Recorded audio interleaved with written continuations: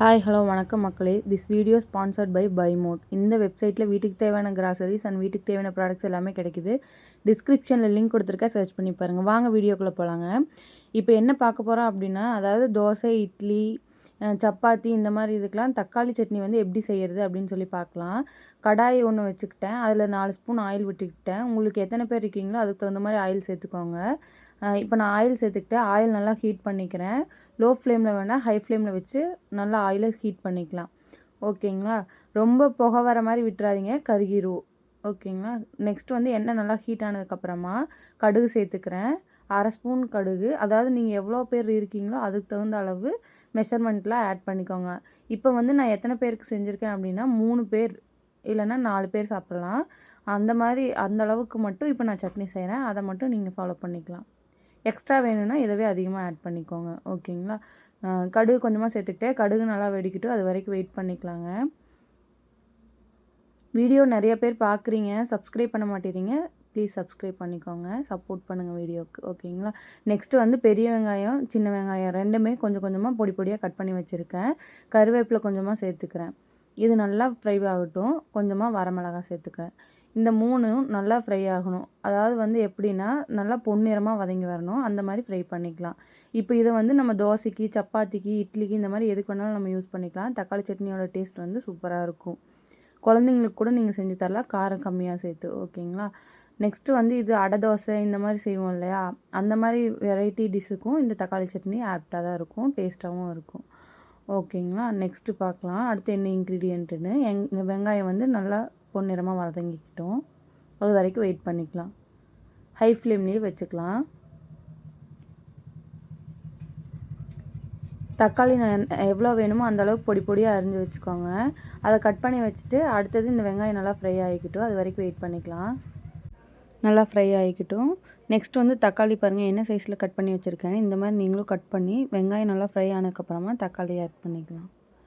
இதுவும் நல்லா ஃப்ரை ஆகணும். அதாவது தக்காளி வந்து நல்லா மசிஞ்சு வரணும். தண்ணி சேர்த்தக்கூடாது. முடிஞ்ச அளவுக்கு ஆயிலே ஃப்ரை பண்ணுங்கள், அப்போ தான் டேஸ்ட் வைஸ் நல்லாயிருக்கும். தண்ணி சேர்த்திங்கன்னா கொஞ்சம் சல்லுன்னு இருக்க மாதிரி இருக்கும், அதனால் தண்ணி சேர்த்த வேணாம். இது எண்ணெயிலே நல்லா ஃப்ரை ஆகிக்கிட்டோம். நெக்ஸ்ட் வந்து கல்லுப்பு ஆட் பண்ணிக்கலாம். இங்கே பாருங்கள், அதாவது உங்களுக்கு எவ்வளோ தக்காளி சேர்த்துறீங்களோ அந்தளவுக்கு அதுக்கு தேவையான அளவு கல்லுப்பு சேர்த்துக்கோங்க. இந்த கல்லுப்பு எதுக்காக சேர்த்துறோம் அப்படின்னா, தக்காளி வந்து நல்லா மசிஞ்சு வரணும். இந்த மிளகாத்தூள் வந்து நான் இப்போ வந்து என்ன சேர்த்துறேன்னா மிளகாத்தூள். அந்த மிளகாத்தூள் வந்து எதுக்கு என்னென்னா, வீட்டில் அம்மாவை தயாரித்த மிளகாத்தூள். அதாவது வந்து சாம்பார் தூள் மாதிரி செய்வாங்க இல்லையா, அது. ஓகேங்களா? நெக்ஸ்ட்டு வந்து மஞ்சத்தூள் கொஞ்சமாக சேர்த்துக்கிறேன். கல்லுப்பு சேர்த்துனீங்கன்னா தண்ணி நிறையா விடும். அந்த தக்காளியில் இருக்கிற தண்ணியிலேயே வதங்கணும், நீங்கள் தண்ணி எதுவும் சேர்த்த வேணாம். இது நல்லா ஃப்ரை பண்ணி விட்டுக்கோங்க. மூடி வச்சுட்டு அப்படியே கலரி விட்டுக்கிட்டே இருங்க அடிக்கடி. ஓகேங்களா? இது மாதிரி நல்லா கலரி விட்டுக்கிட்டே இருங்க. ஹை ஃப்ளேமில் வைங்க. அப்பப்போ அடி பிடிக்காமல் கலரிக்கிட்டே இருக்கலாம். சீக்கிரமாக ரெடி ஆயிரும்.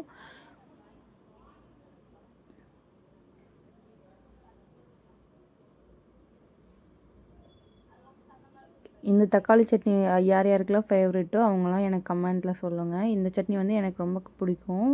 அதாவது இது என்னோடய ஃபேவரெட்டுன்னு கூட சொல்லலாம். இந்த மாதிரி நல்லா ஃப்ரை பண்ணி விட்டுட்டே இருங்க. பத்தலைன்னா கொஞ்சமாக சால்ட்டு கூட சேர்த்துக்கலாம். இந்த மாதிரி நல்லா கொதிச்சு வரணும். நல்லா கொதிச்சு வந்ததுக்கப்புறமா இதை மிக்சியில் கூட நீங்கள் ஒரு அதாவது வந்து கொஞ்சமாக அரைச்சிக்கலாம். அரைக்காமல் எனக்கு தக்காளியோடு சாப்பிட்ணும் அப்படின்னா நீங்கள் வந்து அரைக்காமல் இப்படியே சாப்பிட்டுக்கலாம். அதாவது நல்லா கொதிக்கணும். தக்காளி வந்து தோல் தனியாக, தக்காளியோட உள்ளே இருக்கும் இல்லையா அந்த இதுலாம் தனித்தனியாக பிரிஞ்சு வரணும். அந்தளவுக்கு தக்காளி நல்லா வெந்து வரணும். ஓகேங்களா?